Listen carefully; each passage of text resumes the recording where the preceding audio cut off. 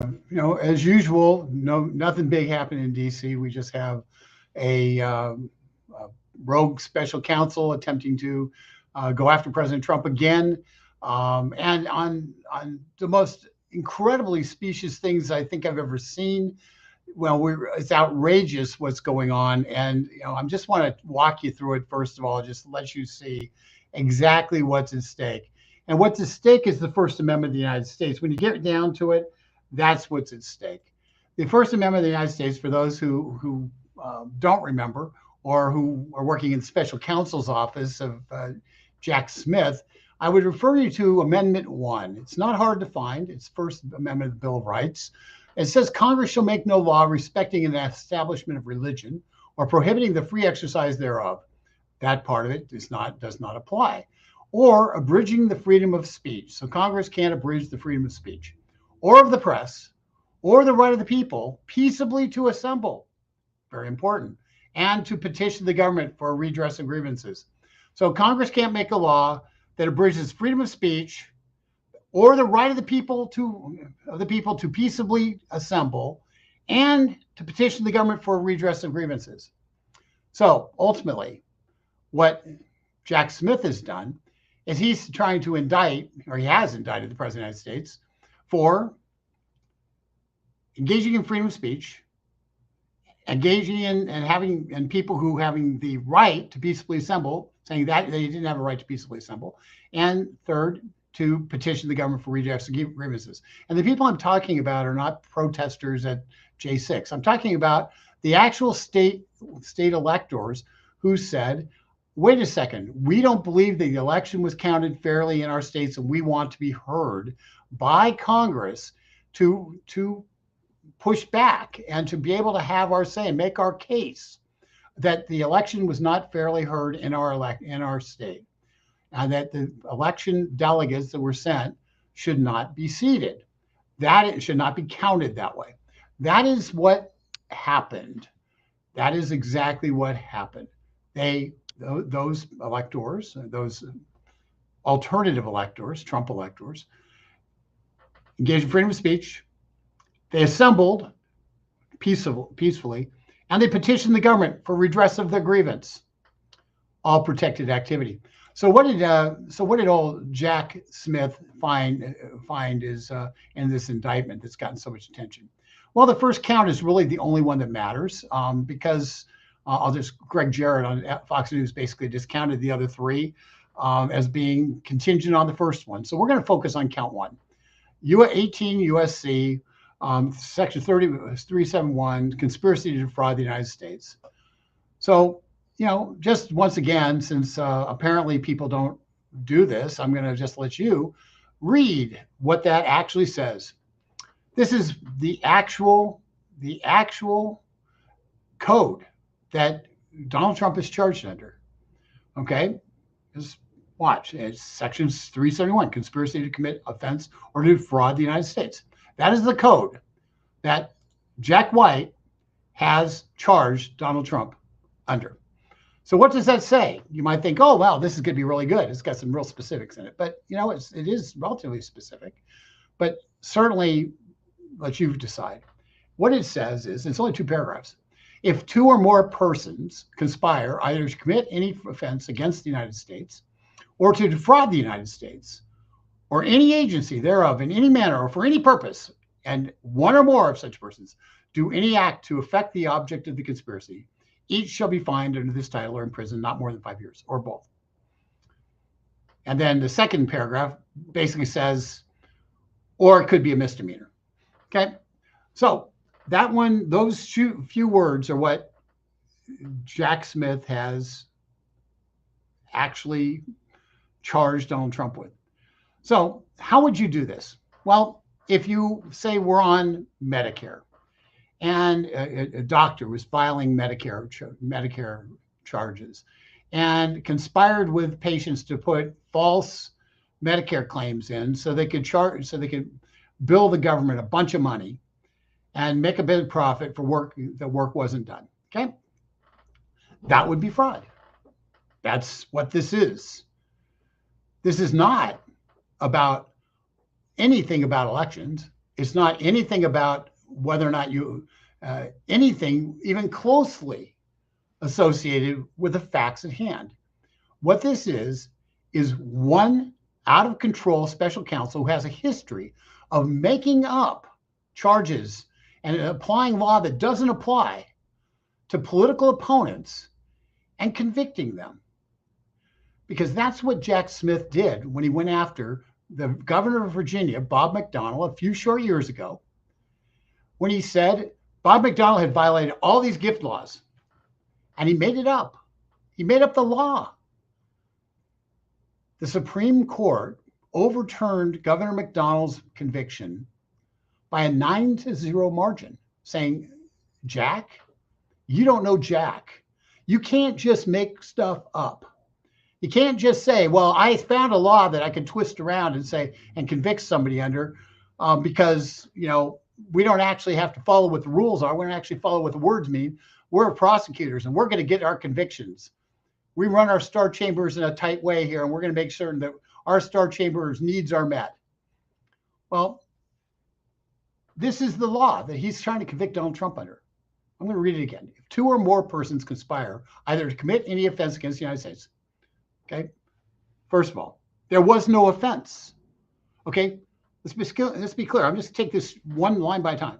There was no offense because, and he's not charged with this, he's charged with defrauding, but understand, every single person had a right to petition the government.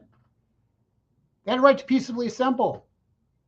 There's no charges against anybody that they didn't peaceably assemble, at least not in this case. There's no charge of insurrection, not in this case. Jack Smith says they tried to defraud the United States. Well, defraud the United States? Defraud the United States? Where was the defraud? Where was the fraud? You can say, you know, Jack Smith can believe all he wants that Donald Trump didn't have a legitimate case to bring before Congress. Well, but that isn't his decision to make. He's a prosecutor. He is a person who's actually overseas at the time. That's not his decision to make as a prosecutor. It's not his decision to say, gee whiz, did they have the right to make that case? Now, I'm going to give you a little history of this. But I first of all want to remind you what Donald Trump actually said, in case there's anybody out there who continues to cling to the idea that Donald Trump was seeking to do anything that was not peaceful. We have come to demand that Congress do the right thing and only count the electors who have been lawfully slated. Lawfully slated. I know that everyone here will soon be marching over to the Capitol building to peacefully and patriotically make your voices heard. We will see whether Republicans stand strong for integrity of our actions. Okay, there you go. That's pretty straightforward. Guess what? What did he say there? Real criminal offense here for saying something as crazy as, get this, I want the lawfully constituted electors to be seated. I'm asking Congress to do that. That's petitioning Congress. That's asking for redress of grievances. That's constitutionally protected. And it's constitutionally protected for Joe Biden to do that. It's constitutionally protected for Barack Obama to do that. It's constitutionally protected for Donald Trump to do that. Just because some people have TDS and believe the orange man bad, no matter what he says, the orange man bad, he actually states unequivocally on January 6th, in a speech he gave that everybody's focused on, that for peaceful assembly and for the redress of grievances, he is asking for a redress of grievances. Congress could disagree with him about whether those grievances needed to be redressed. That was congressional responsibility. There was no fraud. That is speech. That is a legal contesting of a result, which ironically, I'm going to read you from the actual indictment.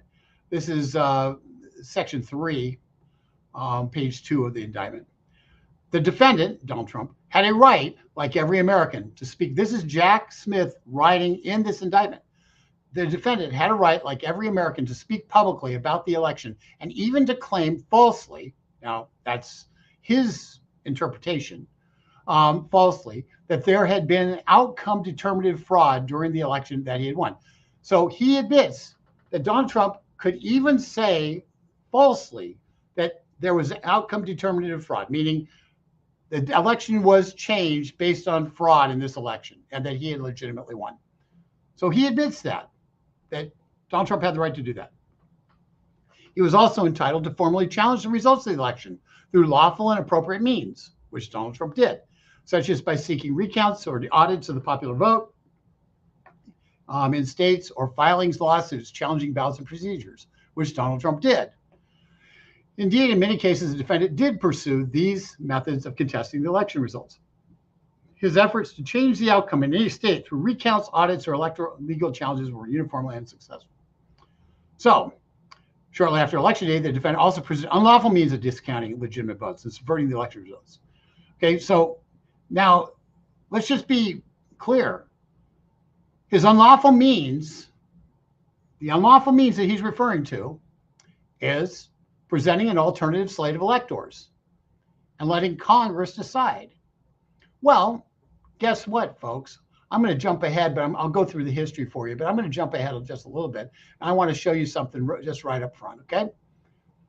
The law that was applicable in terms of the counting of electoral votes on the House floor and on the Senate floor was in place in 1960. It was passed into law after the Rutherford B. Hayes election. I'll go into that. That was in the 1880s. But that law was in place. In 1960, and 1961 was when this occurred, Democrats in the state of Hawaii submitted an alternative slate of electors for Hawaii. Okay. They said, we want them to be, these electors' votes to be counted. We contest the results in Hawaii. We don't believe it was fairly held. And we would like Congress to seat Democrat delegates who support John F. Kennedy. That happened in 1960. There was no legal contest about this. What happened? Congress considered it. They voted it down. So what happened on January 7th? Actually, because of the riot and stuff, they didn't get around to voting on this until January 7th in the evening. So what happened? Did the House say, no, this was an illegal submission of delegates? No. What they said is they had a vote in the House this was on the, I can't tell which one. Doesn't matter. They had a vote in the House to determine whether or not they should seat the electors who had been certified by the Secretary of State of two states, Arizona and one other one. And so they had a vote on that. And the House said, no, so this vote was a vote by party, and they, by a vote of 121 voting to not seat the people, the electors that had been accepted or been submitted by the Secretary of State, to 303 nays that said we are going to seat the electors who were sent by the Secretary of State. They rejected the petition. So Congress, on two occasions on January 7th, took up petitions brought by people who believed that the election was fraudulently won by Joe Biden, brought up as the question of whether or not they should allow the votes of those electors who were certified by the state to be counted or not. That is the prerogative of Congress. That's their job. It's not unprecedented. It's their job. So what's the fraud? Well, the fraud, once again, is Jack Smith being apparently completely unaware of history or just choosing to ignore it, which I think is the latter, has decided that Congress didn't know what they were doing when they took up this vote. They didn't know what they were doing when they denied the Hawaii petition in 1960, because Congress, it was actually 1961, but so Congress didn't know what they were doing. They should never have had these votes because it was inviolable.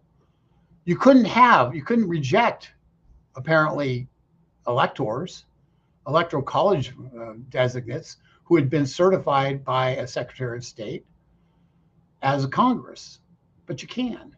Otherwise, they wouldn't have had the vote. They had the vote. That proves it wasn't fraud. It was a legitimate final attempt to right a wrong. That's what it was. And whether or not anybody out there believes it was, the election was stolen or the election wasn't stolen, does not matter. It does not matter. That fact does not matter. What matters is this was a legitimate course of petitioning one's government as laid out in the U.S. Constitution, which gives ultimately Congress the responsibility to accept the Electoral College vote and to accept that or reject that as a final kind of safeguard against the theft of an election. That's what this was. And yet, our federal government, the Biden administration, is attempting to prosecute Joe Biden's opponent and jail Joe Biden's opponent, Donald Trump, because he pursued every legal avenue at his disposal in contesting the 2020 election. And quite honestly, this is dangerous. This is insane that they're doing this. It's maddening that they're doing this. Now, there's a lot of history here, and I'm going to go into the history in a second, but the fact is, Jack Smith desperately wants a case that he can try, not in Florida where there'll be honest jurors. He wants a case in front of a anti-Trump judge in the District of Columbia where Donald Trump doesn't have very many supporters. And the chances of him having a juror who voted for Donald Trump is nil. So that's what he wants. He wants the ultimate home court advantage, and at the bottom of the ninth with score 99 to, or at the top of the ninth score 99-0, and say, okay, I've stacked all the decks. You don't have a chance to win, but now we're going to call it a trial. That's what he wants. That's what he's gotten. I'll go into the judge who got selected a little bit later, or at some other point.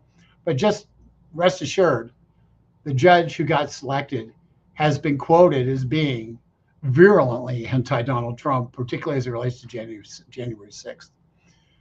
And those quotes are damning, but we'll do a special video on her. Point being, the charges against him are without merit and cannot stand. And the Supreme Court, will either proactively or after the fact have to deal with this mess.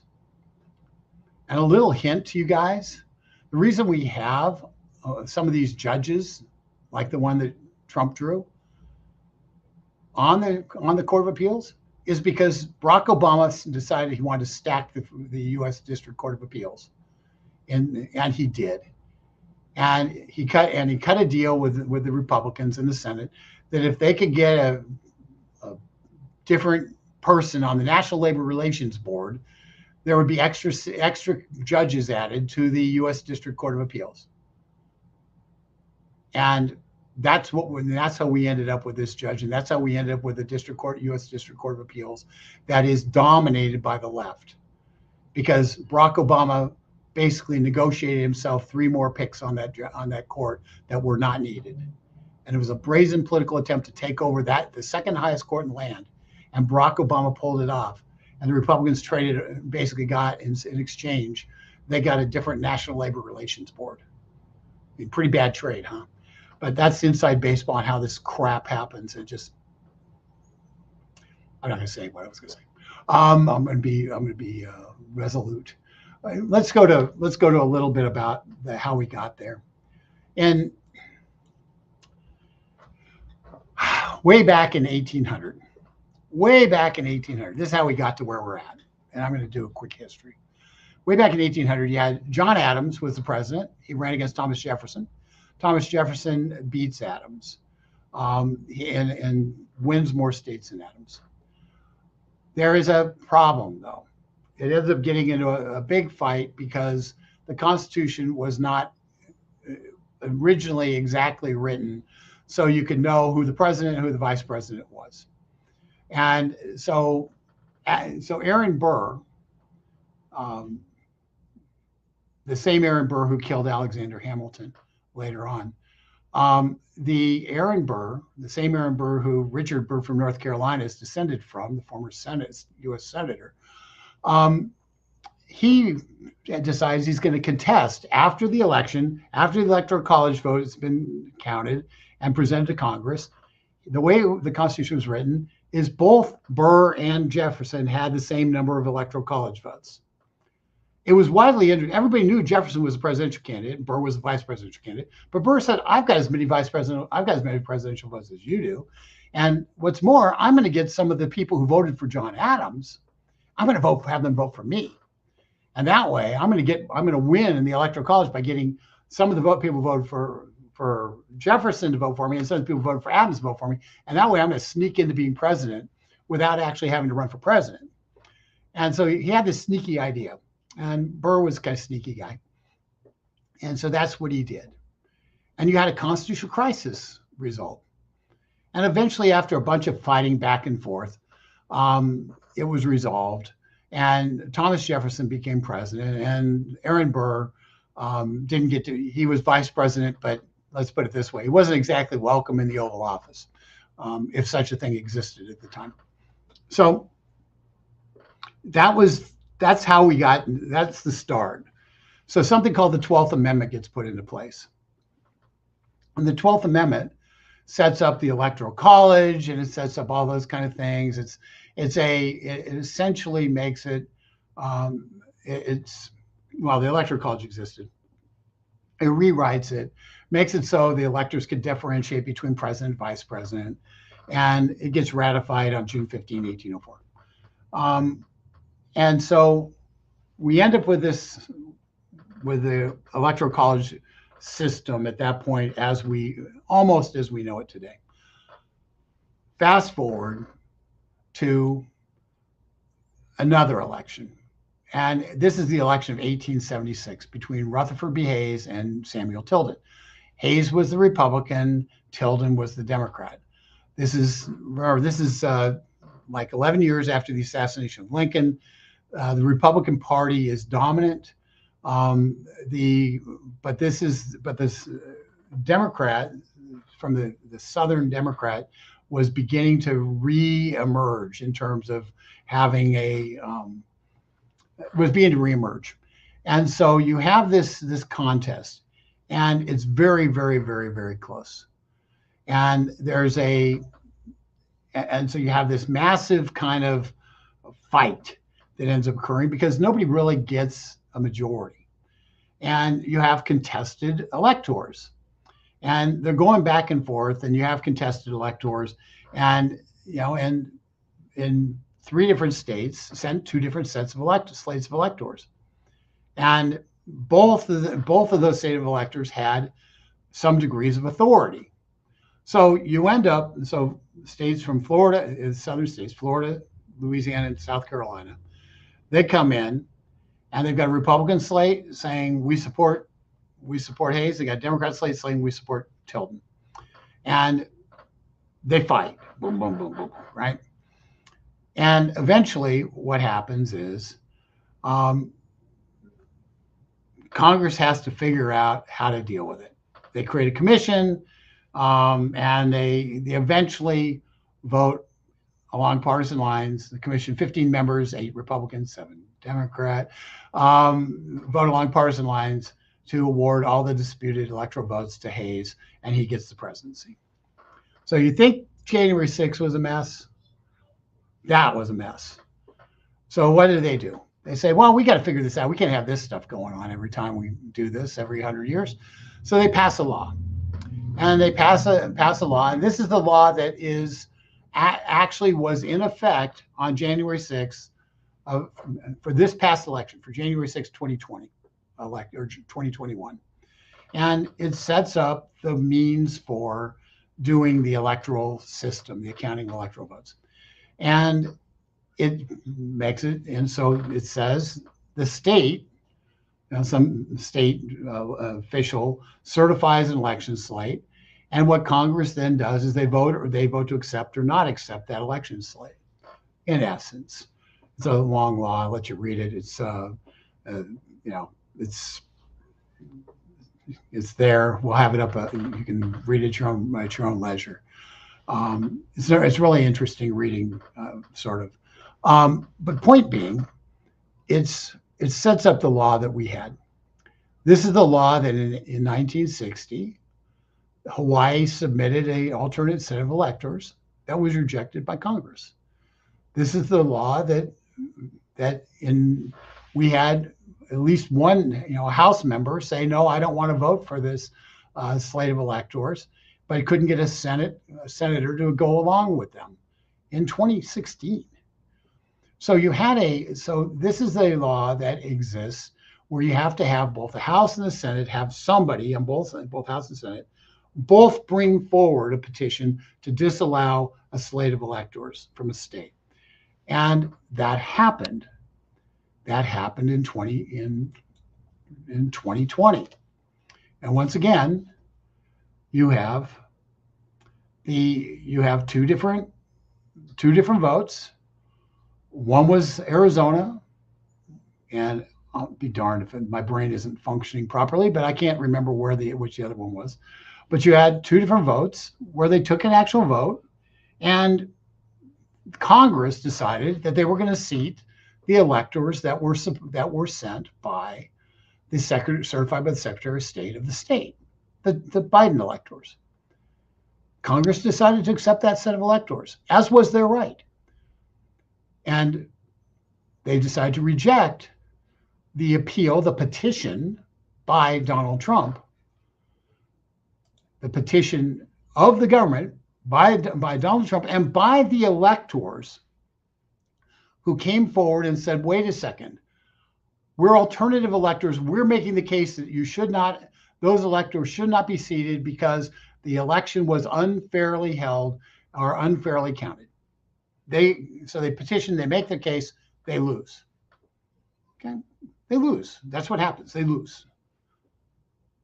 So now, after making their case that they lose, after Jack Smith admits that Donald Trump had absolute right to contest this election, somehow he had a right to contest the election until he didn't.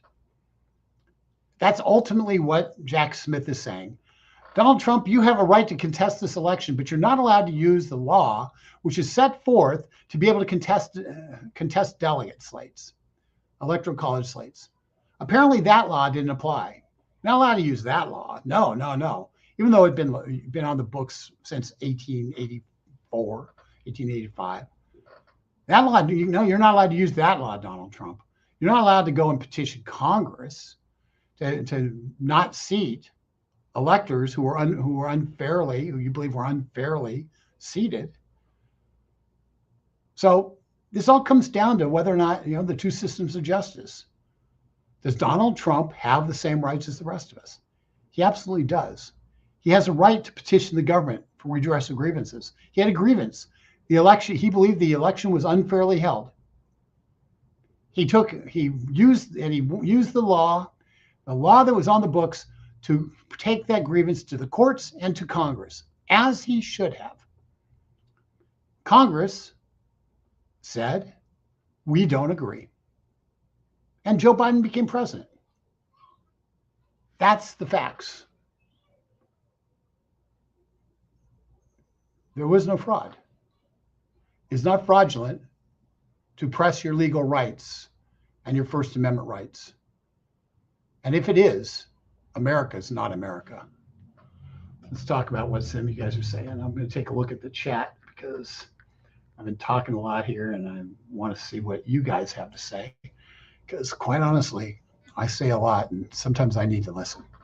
So let's see what we got here. What we got here is a big mess now. Let me.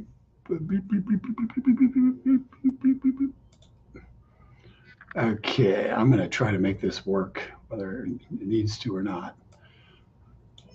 Okay, there we go. That worked that time. Okay, so what do we have? First of all, I'd like to urge you to subscribe to our email. We wrote a comprehensive kind of treatment of this today. I think you guys would enjoy it. If you want to read that, go to dailytorch.com and read that. To get our email every day, every morning, 5 days a week, just subscribe there on dailytorch.com. You get a free email, and it's got a lot of great content on it. I think you'd like it. Jackie Ruski, I'm not going to read what you said, but I agree with you. Let's see. I will never, ever believe those 2020 election results.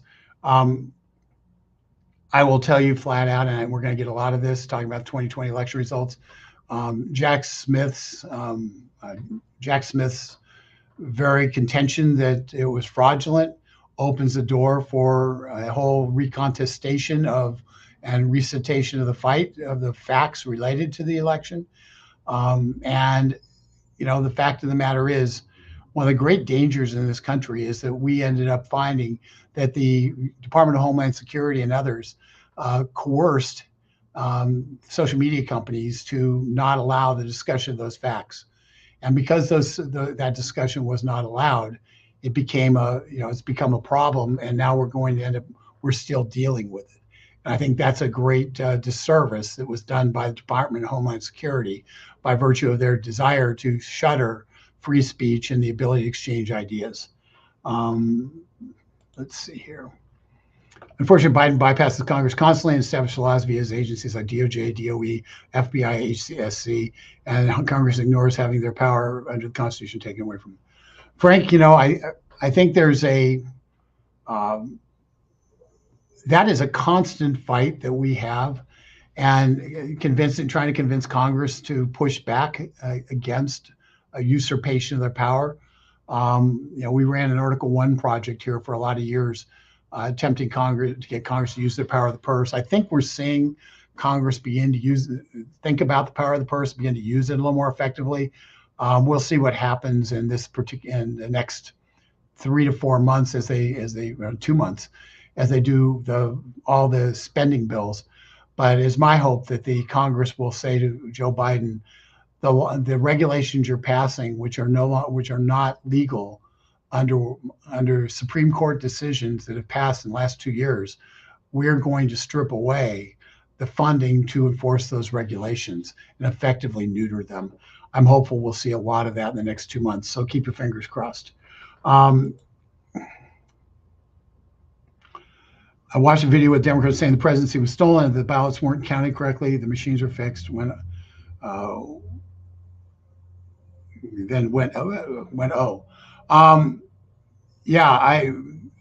think that you're referring to the 2016 election, and yes, that happened in 2016. There's no doubt about it, Betsy.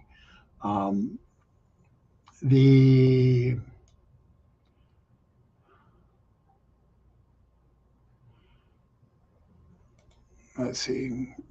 The greatest threat to America today is Joe Biden and the entire Democrat pathetic and worthless. I'm going to just say very clearly that what I'm seeing here with this is a tremendous threat to America. But let me answer this unequivocally. We have to see what's happening, and we have to increase our resolve to push back, our resolve to stand for freedom, our resolve to stand for the rule of law. And that is what we have to do.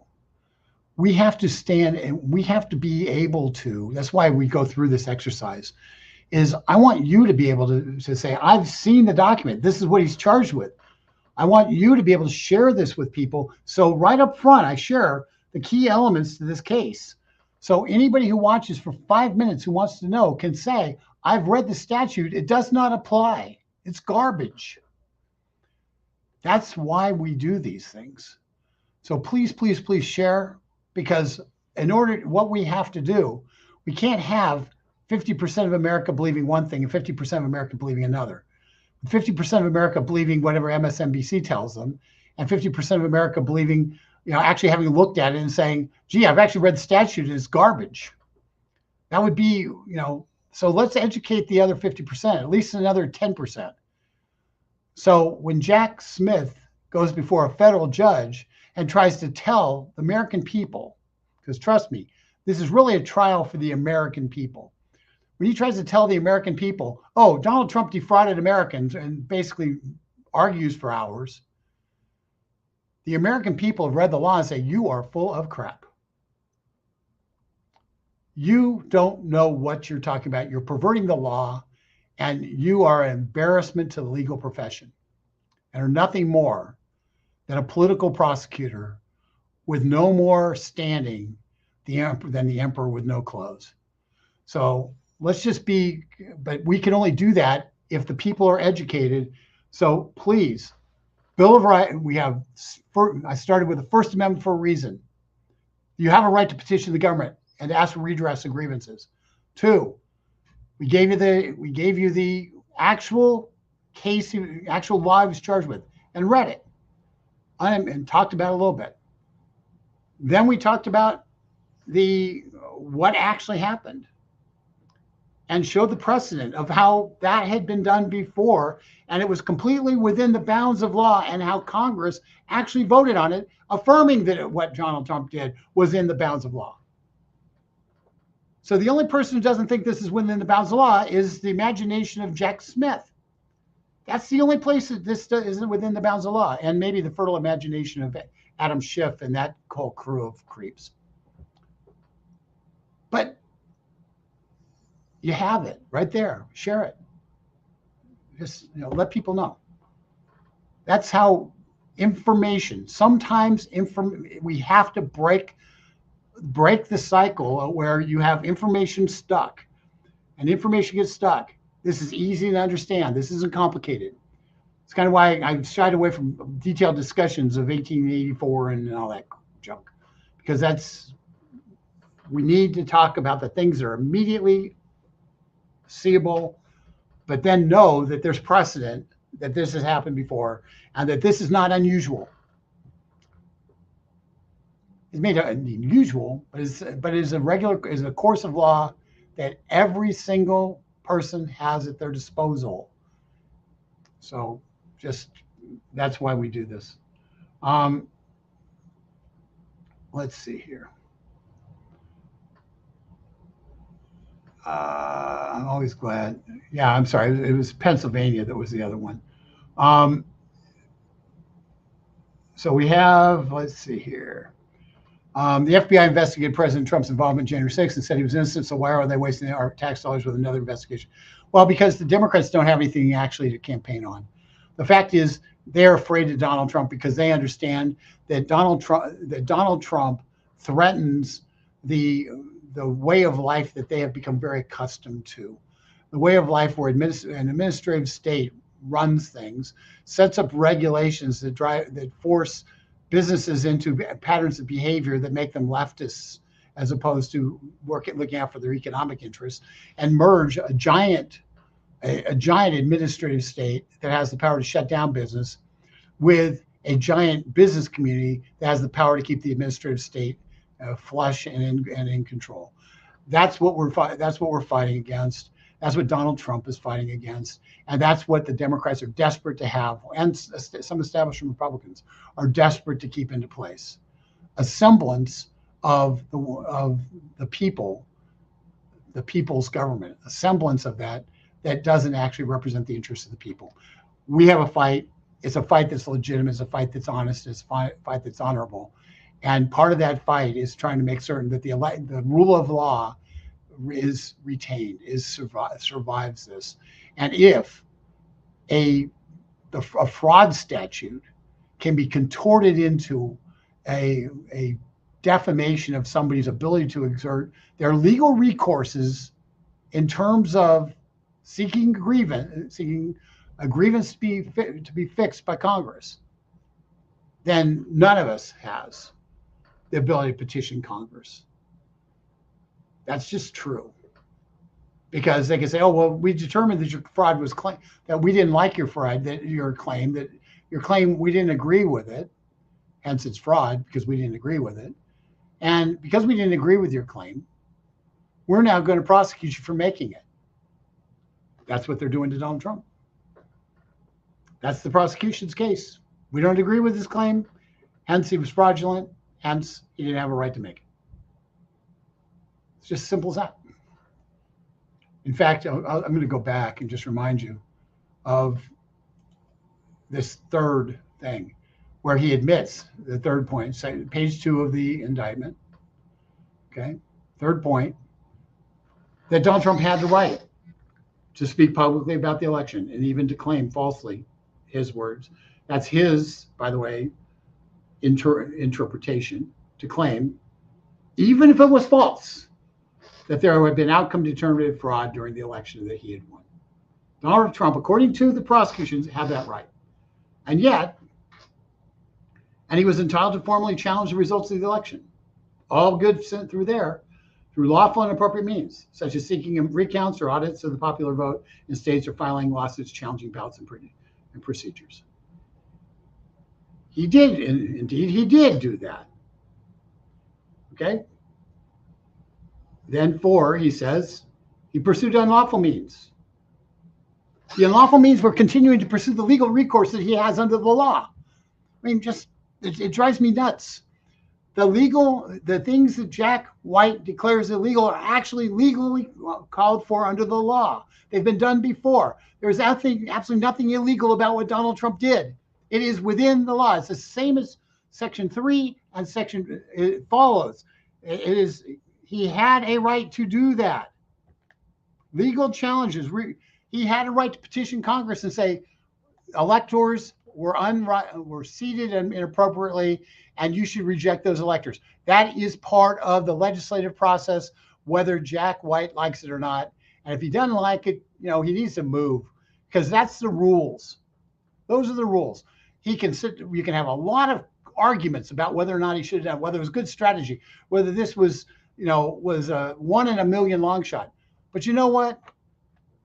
100 million Americans are going to go buy a lottery ticket the next day or two, under the hopes they're going to win about $400 million, knowing full well that it's a 1 in 500 million shot that they're going to win that money. But they're going to buy that ticket. They're going to spend their $2 and they're going to buy that ticket anyway, because they're going to take that 1 in 500 million shot that they're going to win $400 million. Well, Donald Trump had a right to take a 1 in a million shot that Congress would say, we don't believe that these elections were fairly held, and we're going to not seat those electors.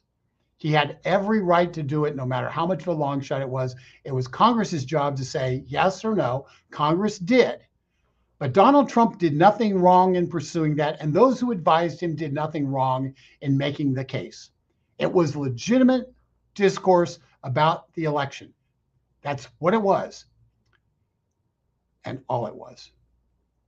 And with that, I'm going to discontinue this. I appreciate you guys being on. Please share. It's important people hear this message, and we will be back with you tomorrow with another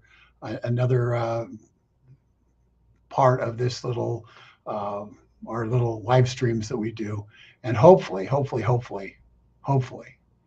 you will find yourself in a position where you can share, where you can talk to somebody, where you can explain that it isn't fraud to follow the law in pressing your case, and maybe read somebody the First Amendment so they can become familiar with how we're supposed to work in this country and the rights we're all afforded. Thank you very much for tuning in. This is Rick Manning signing off for today. Bye-bye.